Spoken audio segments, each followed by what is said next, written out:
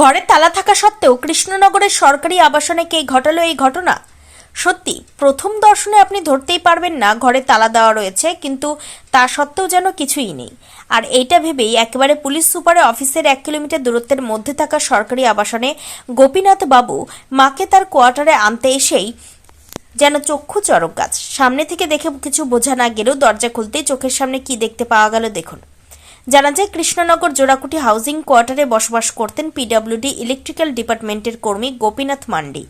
গত বৃহস্পতিবার তিনি বিশেষ কাজে বাড়ির বাইরে গিয়েছিলেন, তার স্ত্রী কলকাতায় চিকিৎসাধীন। এরপর বৃহস্পতিবার কাজের ক্ষেত্রে বাড়ি ফিরতে না পারায় শুক্রবার যখন তিনি তার মাকে প্রথমবারের জন্য তার বাড়িতে নিয়ে আসেন, তখন বাড়িতে ঢুকে দেখেন সদর দরজার তালা সঠিক অবস্থাতেই রয়েছে।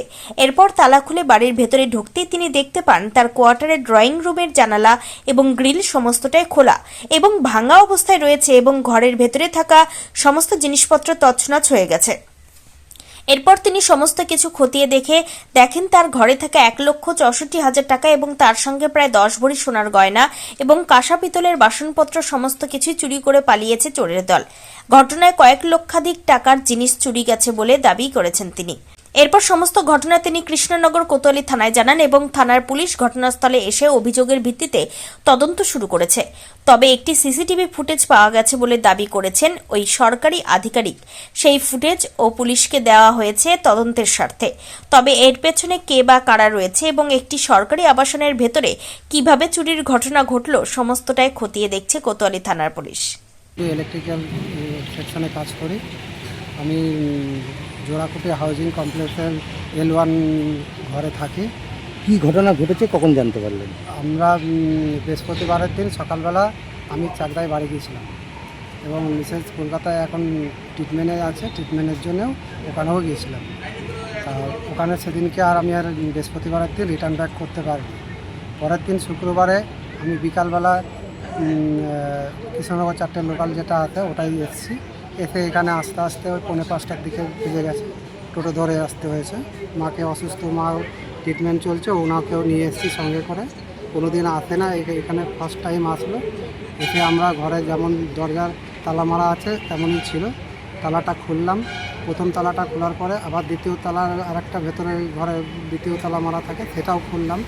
খুলে দেখি সামনে যে আমাদের ঘরের সামনে ডাইনিং রুমটা রয়েছে, ডাইনিং রুমের ঠিক জানলা পুরো জানলার যে ফ্রেমগুলো রয়েছে গ্রিলটা পুরো ভেঙে নিচেই পড়ে আছে। পাল্লাটাও পুরো দুটো ফাটা হয়ে আছে। আর নিচেই আমার যে ট্যাঙ্ক ছিল পুরো দুটো তালা চাবি মারা ছিল, সেই তালা চাবিটাও পুরো ভাঙা। আর যা জামা কাপড় যা গয়নাগাটি ওয়াইফের ছিল সব দেখি ছিটিয়ে বিচ্ছিন্ন করে রেখে দিয়েছে। গয়নাগাটির খাপগুলো পরপর সাজিয়ে রেখে দিয়ে গেছে আর গয়নাগাটি যা ছিল সব নিয়ে চলে গেছে। এখন ট্রিটমেন্টের জন্যে অনেক টাকা পয়সা আমি জোগাড় এখান থেকে ওখান থেকে লোন টোন করে একটা জায়গায় নিয়ে এসেছিলাম। প্রায় 1,60,000 টাকা মতন আমার হ্যান্ড ক্যাশ ছিল।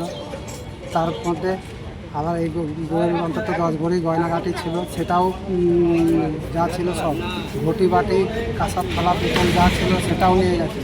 নতুন যে বইয়ের বেনারসি শাড়ি টাড়ি ছিল সেগুলোও নিয়ে চলে গেছে। কত অঙ্কের টাকা হবে টোটাল? টোটাল আমার 1,60,000-এর উপরেই ছিল, মানে নগদ টাকা। আর সোনা দানা দিয়ে? সোনা দানা 10 ভরির ওপরে ছিল।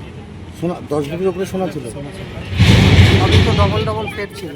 হাতের ছিল, চেন ছিল, তারপরে কানের দুল ছিল, সবই ডবল। তারপরে রূপোরও কিছু ছিল। থানায় অভিযোগ জানিয়েছেন? হ্যাঁ, থানায় অভিযোগ জানিয়েছি। এফআইআর আজকে করে এসেছি, এখনও কপিটা পাইনি। ওনারা 11টার পরে যেতে বলেছেন। এখন আমরা পুলিশ এসেছিল? হ্যাঁ, পুলিশ গতকালকেও এসেছিল, দেখে গেছে।